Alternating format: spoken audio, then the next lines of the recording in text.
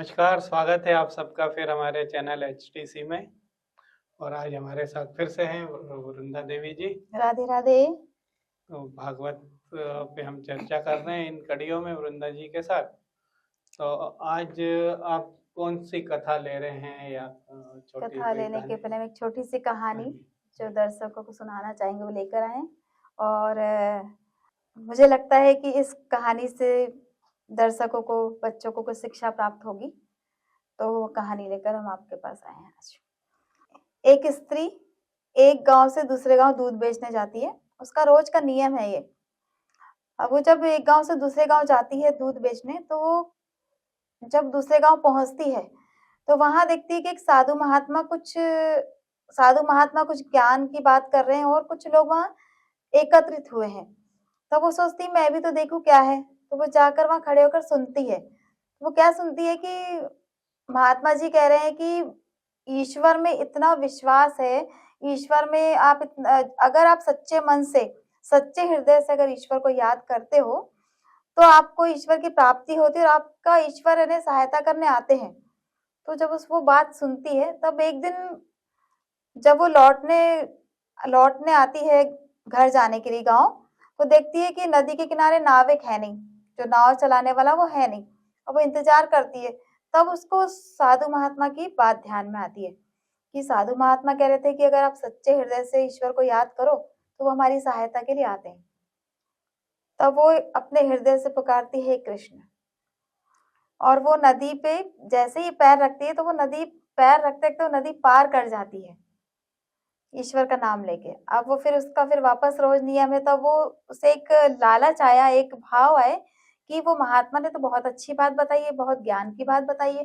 तब फिर वो थोड़ा थोड़ा रोज सुनने लगी ज्ञान की बातें।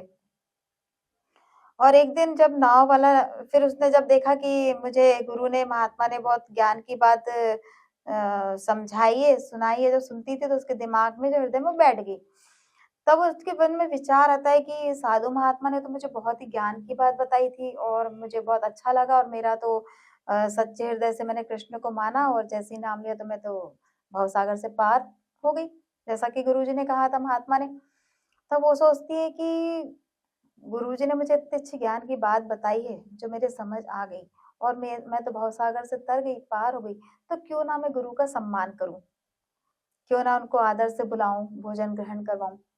तब वो महात्मा के पास पहुंचती स्त्री और कहती है कि महात्मा जी, मैं आपकी रोज ज्ञान की बातें सुनती थी और मैं चाहती हूँ कि आप मेरे यहाँ भोजन ग्रहण करने आए। महात्मा जी कहते ठीक है, मैं चलूंगा।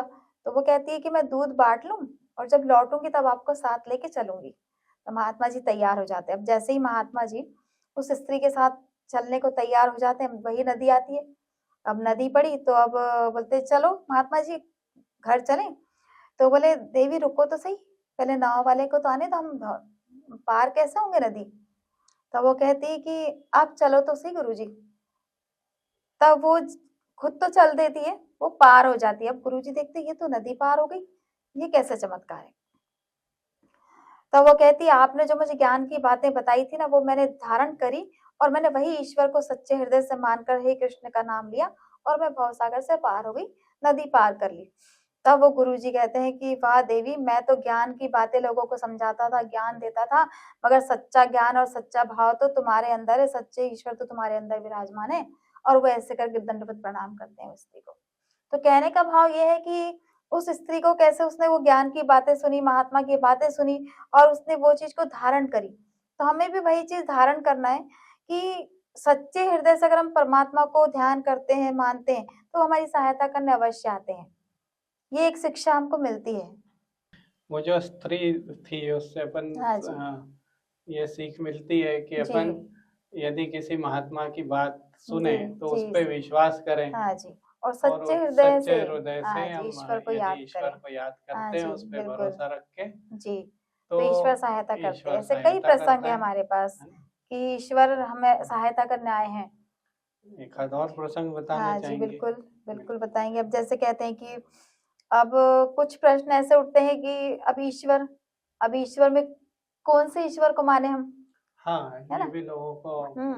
मतलब बड़ा वो रहता है कि मैं हाँ इसको मानूं जी, उसको मानूं, कोई हाँ जी, इसको मान लिया तो वो बुरा तो नहीं मान जी जाएगा। बिल्कुल, हाँ जी। इस तरह से वो हाँ, तो वही है, मनुष्यवत वो भगवान को देखते हैं। मानव जीवन है ये, तो कुछ भी प्रश्न उठते हैं उनके सब सही भी है। जैसे माता-पिता कहते हैं बच्चों को कि बेटा तुम ये मतलब भगवान की पूजन करो, ईश्वर को मानो, ईश्वर ही हमारा साथ देते हैं, हमारी सहायता करते हैं, हेल्प करते हैं। बच्चों का प्रश्न होता है कि हम ऐसे कौन से ईश्वर को माने? ईश्वर तो बहुत है, दुर्गा जी भी है, गणेश जी भी है, लक्ष्मी जी भी है। तब कहते हैं देखो ईश्वर जो है ना वो एक है ना, परमात्मा जिसे हम कहते हैं जिसने सृष्टि रचा है। परमात्मा एक है, उसके रूप अनेक है। तो आप मानना है तो श्रद्धा विश्वास एक में रखो, श्रद्धा सब में रखो। जितने भी भगवान है वो सब एक रूप है, परमात्मा एक है, इनके रूप अनेक है। जैसे कि हम आप पुरुष ले लो, महिला ले लो, कि चाची काकी मामी, है ना, तो ऐसे ही ईश्वर है कि परमात्मा एक है, इनके रूप अनेक है। जो सृष्टि रची है भगवान ने, सबको अलग अलग दायित्व दिया और हमारे पास भेजा है, तो हमें श्रद्धा सब पे रखनी है। बस ये है, विश्वास एक पे रखना है। तो जैसे कई लोग अपने कुल देवता एक हाँ जी, मानते हैं तो जी, उन पे भी। हाँ जी। अब उस एक और हम प्रसंग लेंगे इसमें कि जैसे भगवान, अब हम पूजन करने जाते हैं, है ना, पूजन करने जाते हैं तो क्या करते हैं कि जो किसी का देखा वही हम कर रहे हैं। तो हमें पूजन भी करना है तो एक विधि विधान से करना है। हम माता पिता बोल देते हैं कि हाँ पूजन कर आओ, ये नहीं बताते कि कैसे करना है। तो हमें कैसे, हम जैसे शंकर महादेव जी का ले लो, महादेव जी की पिंडी पे जल चढ़ा रहे हैं हम, जल चढ़ाकर हम वापस आ गए। अब आप बताओ कि अगर आप स्नान कर रहे हो, आपको कोई स्नान करके वैसे ही बिठा दे तो आपको कैसा लगेगा?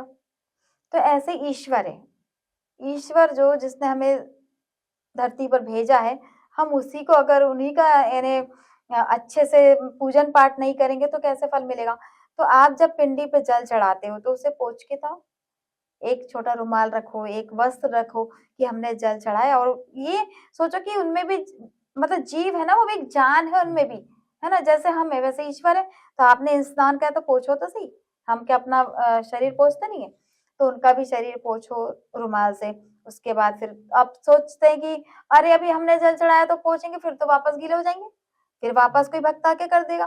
तो उसे अपना कर्म करने दो, आप अपना कर्म करो, वो क्या कर रहा है वो मत देखो। आपको जो करना है वो आप करो, आपका कर्म आप करो। फल भगवान देता है तो आप जल चढ़ाओ, उसको पोंछ के भी आओ। तो पूजन का भी एक विधि ये है कि आपको विधि विधान से अगर करते तो आपको फल मिलेगा। आप अगर अधूरा करके आओगे कि आपने जल चढ़ा दिया और आप पोंछे नहीं तो फिर कैसे फल मिलेगा? हाँ, है ना? विधि से मतलब यहाँ पे ये सोच सकते हैं कि हमारे भाव पूर्णतया हाँ ऐसे होने चाहिए कि हाँ वहाँ जी, भगवान है। हाँ जी, जैसे अब है ना? ठाकुर जी को मानते हैं लोग, हाँ। ठाकुर जी को कैसे है कि कोई पिता के रूप में देख रहा है, कोई भाई के रूप में देख रहा है। तो एक बिल्कुल सच्चे हृदय से मानो कि नहीं ये इन्हें सच में है हमारे सामने, और हमें दृष्टि होना उस देखने की, उस नजरिया होना वैसा, भाव हमारे अंदर ऐसे होना कि हाँ ये सच में साक्षात है हमारे सामने। तब आपके जब भाव देखेंगे तभी आपको भक्ति प्राप्त होगी ना, तभी तो फल मिलेगा। भगवान भाव का भूखा है। भाव का भूखा है भगवान, है ना? तो तो जब दिखावे से नहीं, अपने अंदर जो भाव है उसको लाओ, तब भगवान अपने आप आपकी हेल्प मतलब करेंगे। विधि विधान भी जो बने जी हैं बिल्कुल, थोड़े भावों को देखते हाँ हुए जी, बनाए जी हुए हैं बिल्कुल, जी। कि हम जो करें तो फिर पूरा हाँ, भाव आए एकदम उसमें। भाव आना चाहिए, पूरे एकदम श्रद्धा भाव से कीजिए तो आपको उसका फल अवश्य जैसे मिलेगा। हम किसी अपने बच्चे को या किसी को हाँ नहलाते हैं तो जी, उसका पूरा हाँ जी, अ, एकदम ऐसे करो कि जैसे हम अपने बच्चे को नहला रहे हैं, जी। ऐसे इनकी सेवा करनी है।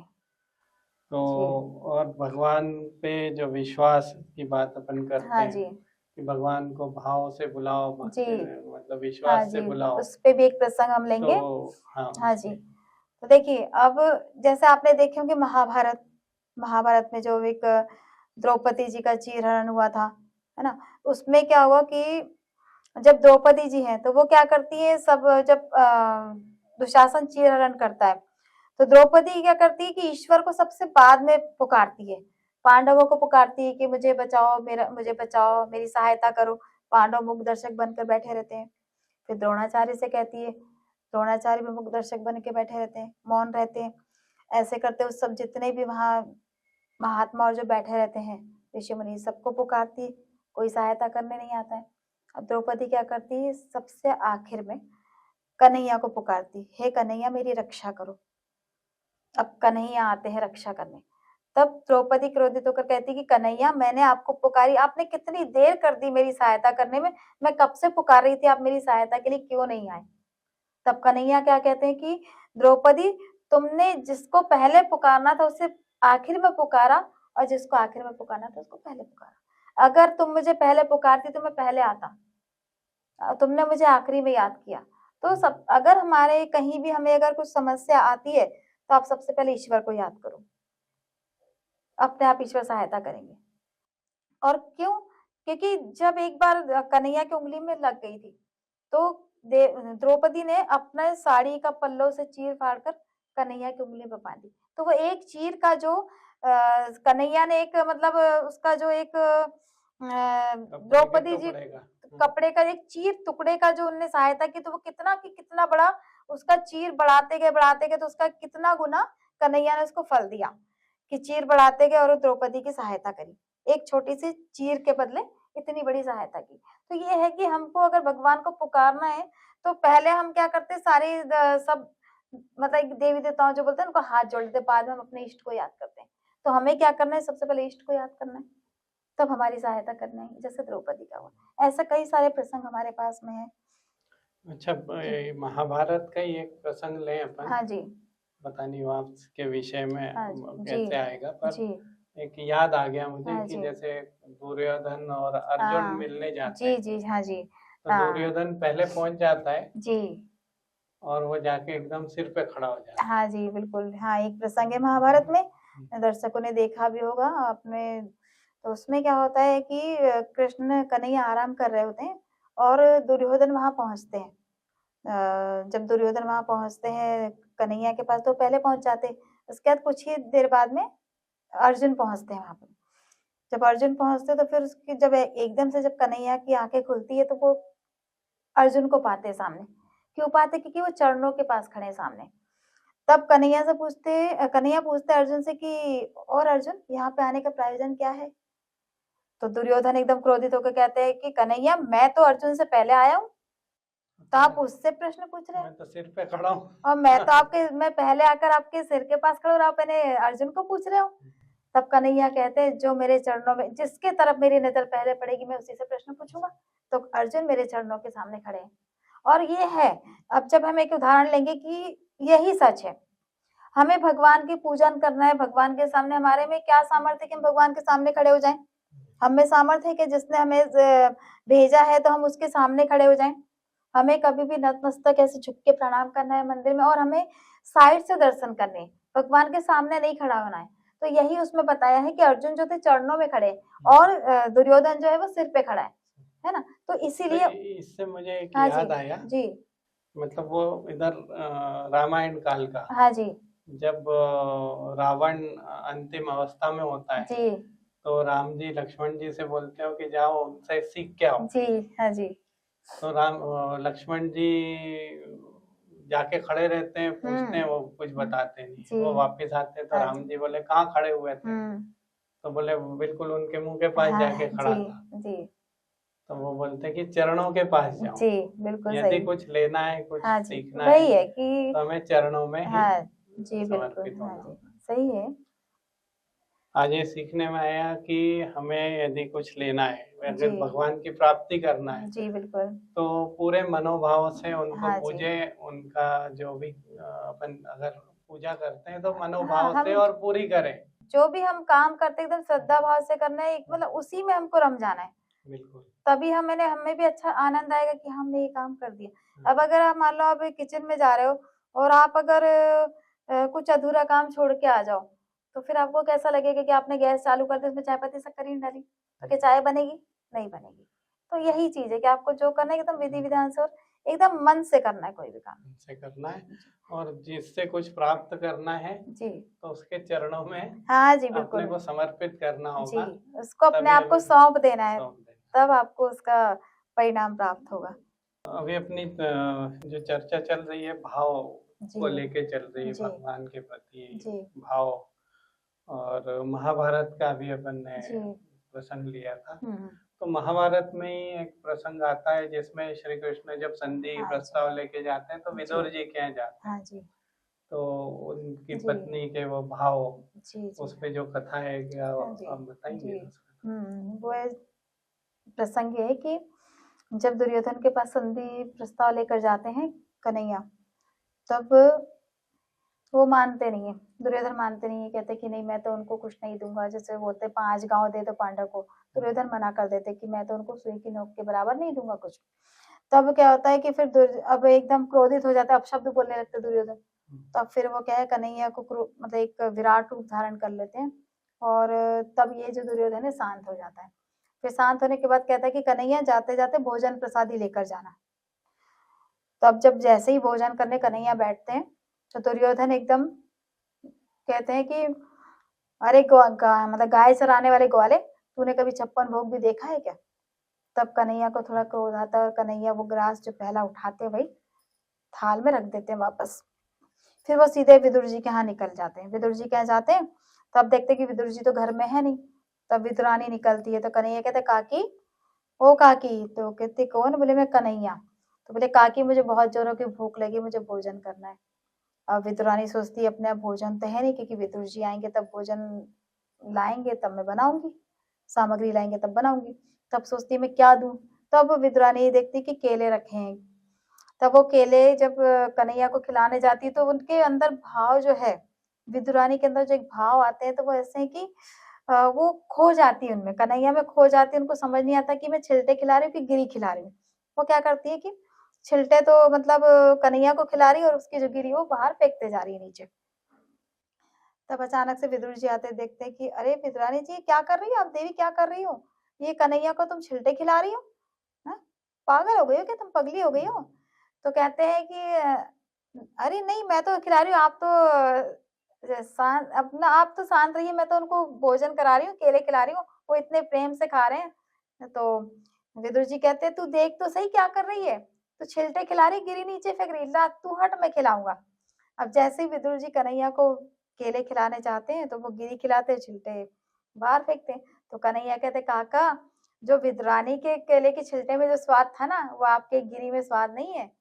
तो कहने का तात्पर्य है कि जो विदुरानी जो एक भाव से खिला रही थी ना, तो वो एक पूरा उनके अंदर एक आत्मा में था कि मैं कन्हैया को भोजन करा रही हूँ। उसे ये नहीं था मैं क्या खिला रही हूँ, वो था कि मैं भोजन करा रही हूँ कन्हैया को, ये भाव था। और जो विदुर जी थे उनके मन में था कि मैं उनको भोजन करा रही। जो विदुर जी के भाव थे वो अलग थे, कि मैं एक जैसे बोलते ना एक चल हट में भोजन करा रहा हूँ, तो ये भाव उनके अंदर आ गया था।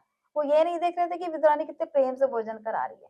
तो यही हमको भी सीख लेनी है कि जब हम, जो स्त्री है, महिलाएं हैं जो रसोई घर में भोजन बनाती है, तो भोजन कैसे बनाना है हमको सीखना है कि एकदम प्रेम से किसी को भोजन कराना है। और हम जब बना रहे हैं तो एकदम प्रेम से बनाना है, भजन गाते हुए बनाओ आप कि हम भगवान के लिए भोजन बना रहे हैं।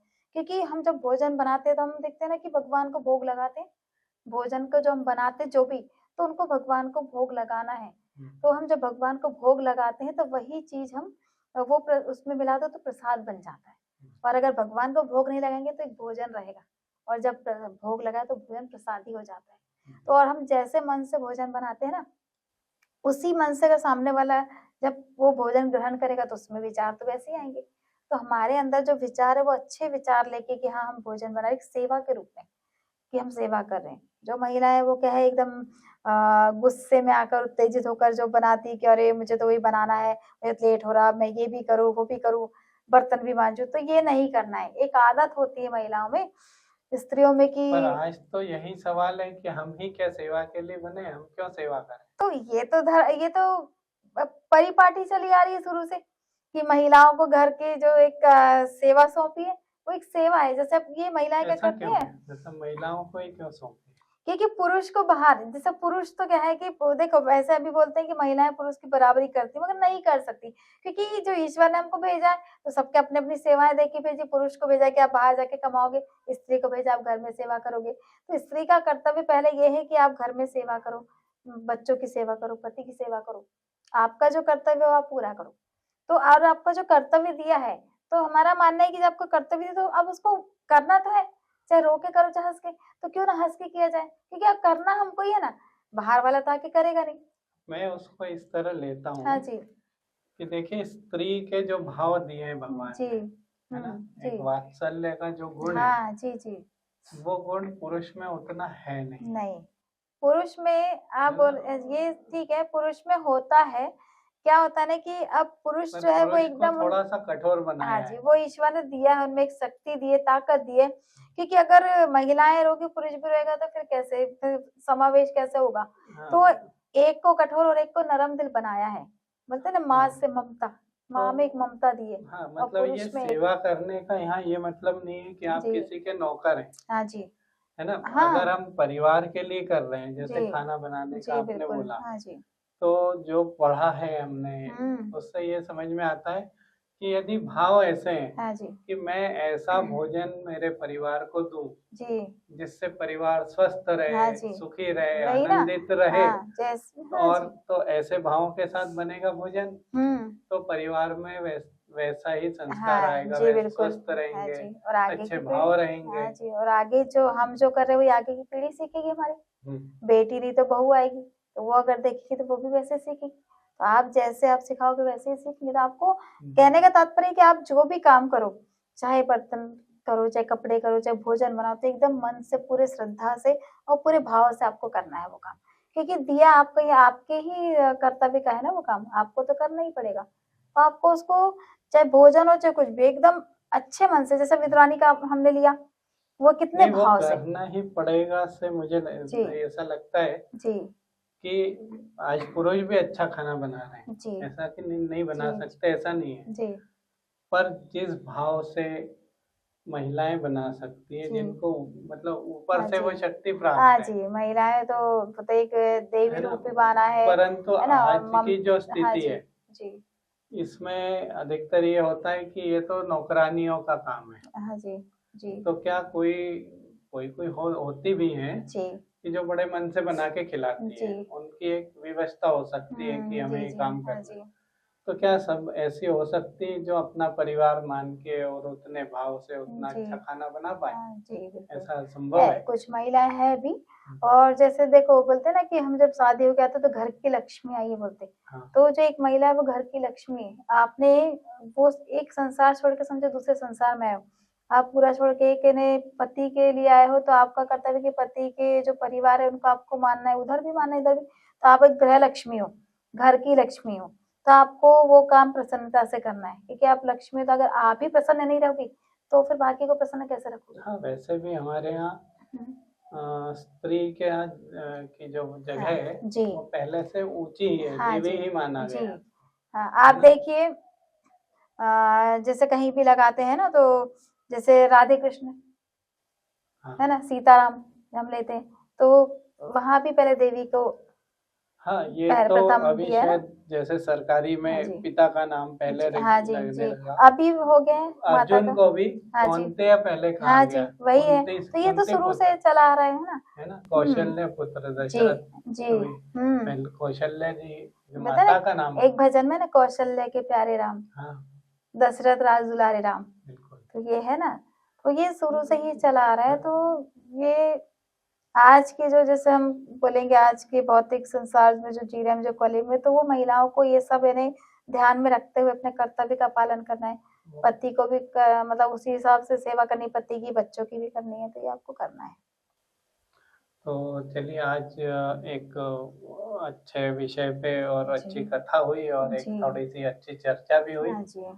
तो हम इसको अगले हफ्ते और उसके भी कई हफ्ते तक अपन जी इसको करते जी रहेंगे और बिल्कुल हर बार हमारी एक नई कथा जी रहेगी और नई कुछ सीख पूरा रहेगी हमारा उसमें। एक प्रयत्न रहेगा हम्म, कि हम आगे और अच्छी अच्छी कहानियां और प्रसंग लेकर आए जी बहुत धन्यवाद आपका जी धन्यवाद और जी सब राधे राधे दर्शकों का भी बहुत बहुत धन्यवाद। राधे राधे